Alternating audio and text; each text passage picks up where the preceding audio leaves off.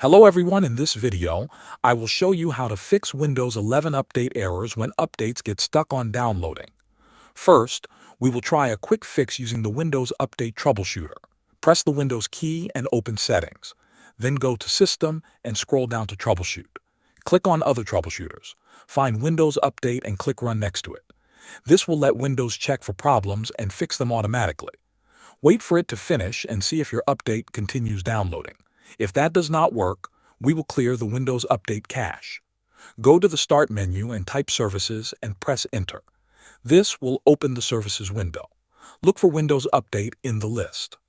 Right-click it and choose Stop. Next, open File Explorer and go to C:\Windows.